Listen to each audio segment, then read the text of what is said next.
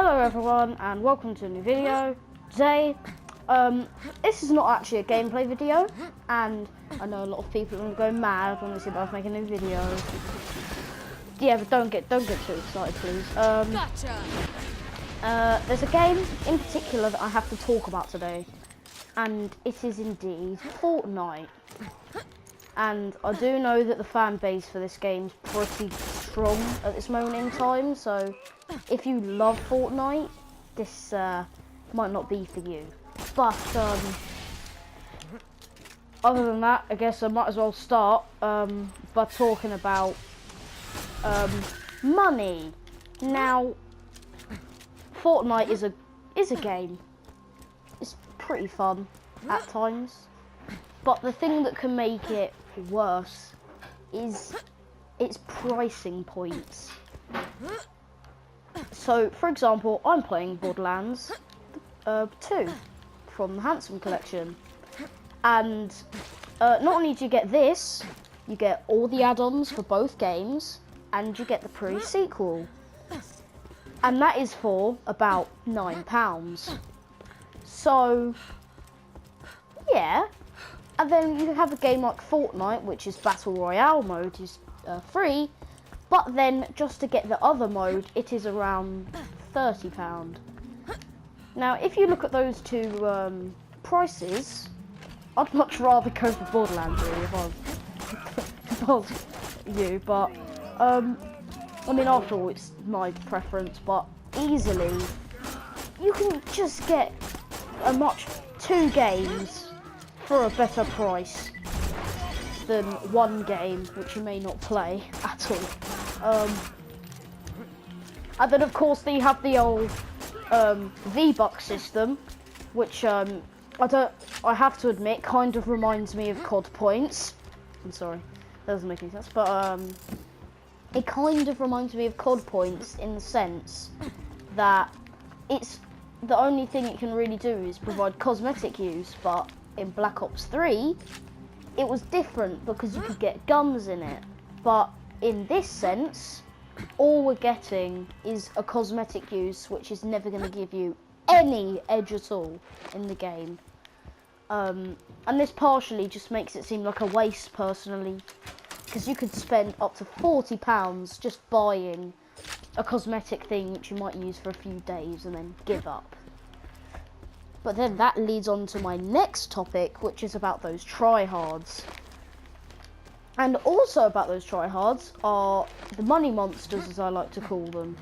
These are the people that will buy lots of V-Bucks and or such, and they will just proceed to buy everything that looks cool, just to impress their friends and make them look like a really solid person. But then they die about the first few people into the match. And sure, people love the V-Bucks. I just don't like it in the whole sense that people buy it to make them look good. And then you get tryhards, which, you know, just makes up the fan base for any game. But especially in Fortnite, as you can always get those people, and everyone has at least seen one of them, those sweaty tryhards that are always demanding the first legendary, or the first legendary, always want the first chest, and they always want the first thing that looks pretty to their eyes. Or they say that they are better with a certain gun, and just because you haven't used it before doesn't mean you can't be bad with it. I mean, the first time I got a scar in that game, it was okay. I got, you know, a kill with it, but at least I got a kill than rather none.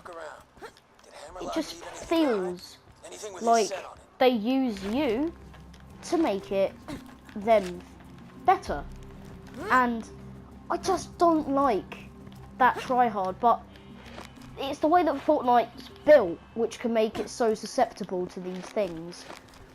And the only way you can change it is by getting rid of V-Bucks or adding something that will make the V-Bucks worth it.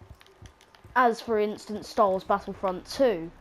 That was a game that when it was first released and it had the whole points, the credit system, and you could buy them, it was just a bit unfair because you could get a complete edge in other people and getting better star cards.